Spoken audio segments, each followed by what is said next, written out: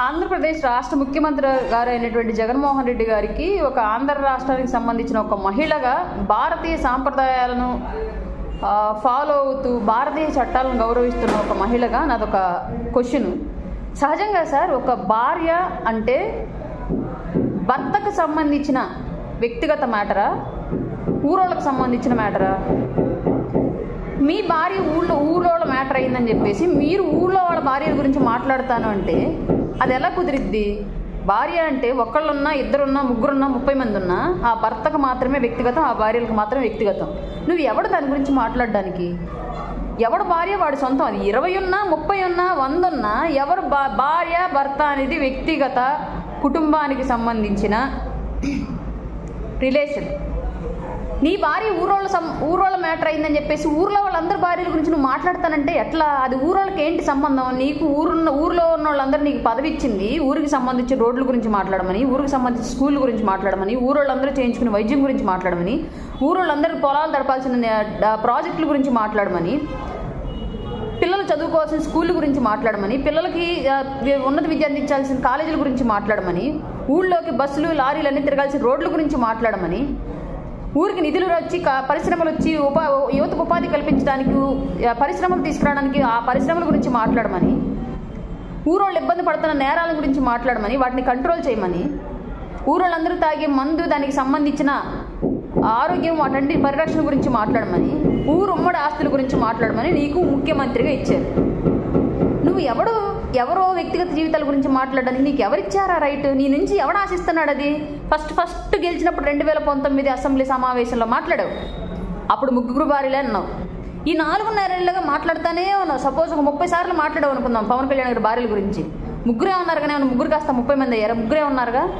కానీ ఇది రాష్ట్ర ప్రజలందరికీ తెలుసుగా ఆయన ముగ్గురు భార్యలు అన్న సంగతి ఫస్ట్ సభలో చెప్పావుగా. తెలియదు అనుకుని చెప్పావు అనుకుందాం సపోజ్. ఈ 30 సార్లు చెప్తానే ఉన్నావుగా, రాష్ట్ర ప్రజలకు తెలుసుగా. మళ్ళీ ఎందుకు దాని గురించి ఎవరికి కావాలి? మేము అడుగుతున్నావు నిన్ను. రాష్ట్ర ప్రజలు నీ నుంచి నువ్వు ఇచ్చే ఘనమైన స్పీచ్, ప్రజల డబ్బులు ఖర్చు పెట్టి ప్రజలకు సంబంధించిన ప్రాపర్టీతో ఒక ముఖ్యమంత్రిగా నువ్వు వెలుగొంతూ నువ్వు ఇచ్చే స్పీచెస్ పవన్ కళ్యాణ్ గారి భార్య గురించి మాట్లాడమని నేను ఎవడన్నా అడిగాడు రాష్ట్రంలో? నీ భార్య ఊరోళ్ళకి సంబంధించిన మ్యాటర్ అయిందని మీ భారతి గారు ఊర్లో వాళ్ళందరి భార్యలు నీలాంటి ఊరకొక్కలు మాట్లాడుకునే పరిస్థితులు లేరు. నీ ఇంటి ఆడబిడ్డలకు ఎంత గౌరవం ఇచ్చుకుంటావో పరా ఇంటి ఆడబిడ్డలకు కూడా అంతే గౌరవం ఇవ్వు. నీ ఇంట్లో ఆడపిల్లల గురించి మేము ఎప్పుడన్నా మాట్లాడామా? పవన్ కళ్యాణ్ గారు ఎక్కడన్నా స్పందించారా దానికి సంబంధించి?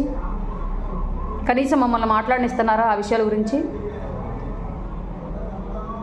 నాకు తెలిసినంత వరకు అదే ముగ్గురు భార్యలు అప్పటి నుంచి ఇప్పటికి ముగ్గురు భార్యలే ఉన్నారు పవన్ కళ్యాణ్ గారికి. లేదు ఇంకా పెరిగినది ఆయన వ్యక్తిగత విషయము. ముగ్గురున్నా, 30 మంది ఉన్నా, 300 మంది ఉన్నా, నీకున్నా సరే మాకు సంబంధం లేదు దాని గురించి.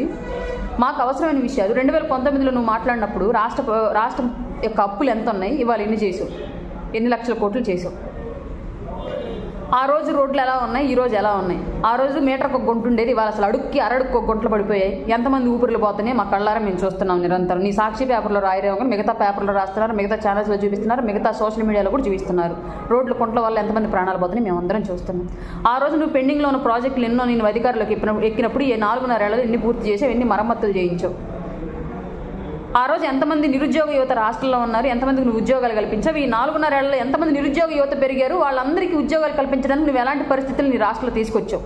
ఆ రోజు సామాన్యుడు మామూలు ఉద్యోగి యొక్క జీతం ఎంత, ఇవాళ ఎంత పెంచావు? వాళ్ళు ఎంతమంది సంతోషంగా నీ కింద నీ అండర్ గవర్నమెంట్లో పనిచేస్తున్నారు?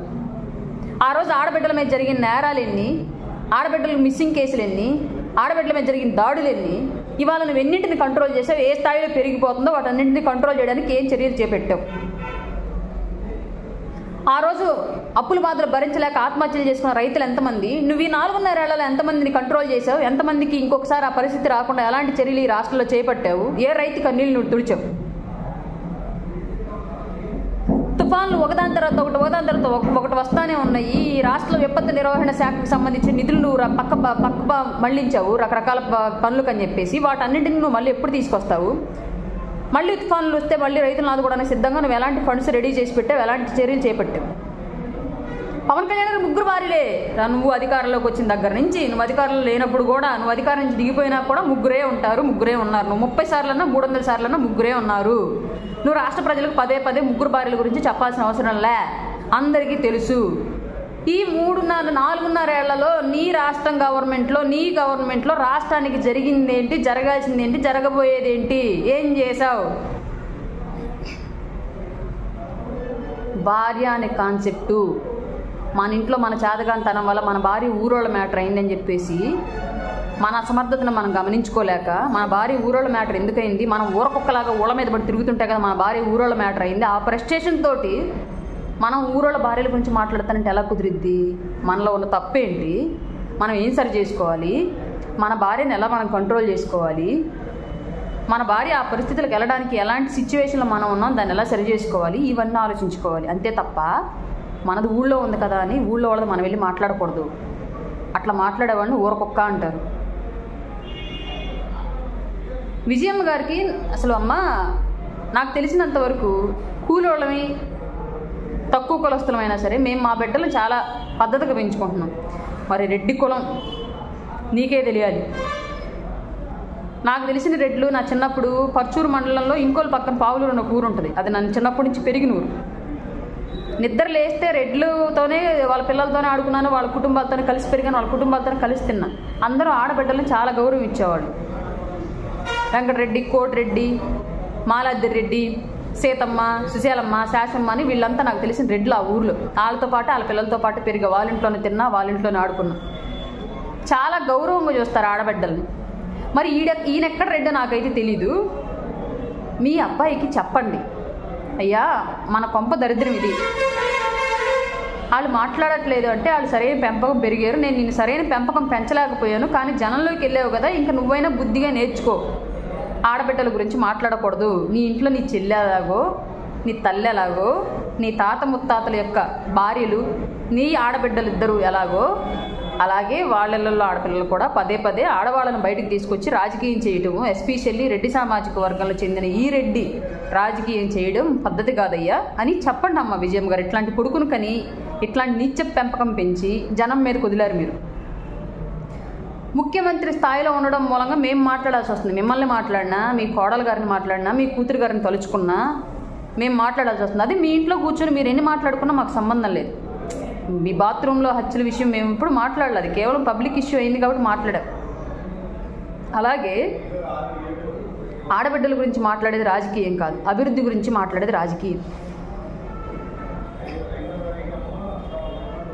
30 మంది 70 మంది సలహాదారులతో ప్రభుత్వాన్ని నడుపుతూ కోడికత్తి బాత్రూమ్ హత్యతోటి అధికారం చేజిక్కించుకొని ఆడెవడో ఐప్యాక్యూడ్ వేసిన స్కిట్టులతోటి ఇలాంటి అరాచకాలు చేస్తూ 4.5 ఏళ్ళు గడిచిపోయాయి. 4.5 ఏళ్ళుగా పవన్ కళ్యాణ్ గారు ప్రజల పక్షానే పోరాడుతున్నారు, అదే భార్యలతో ఉన్నారు. ఆయన సమస్య అదే, ఆయన వ్యక్తిగతము ప్రజలకు సంబంధించిన సమస్యలపై పోరాడుతూనే ఉన్నారు. నువ్వు ఒక ముఖ్యమంత్రి, నువ్వేం చేసావు దాని గురించి మేము అడుగుతుంది.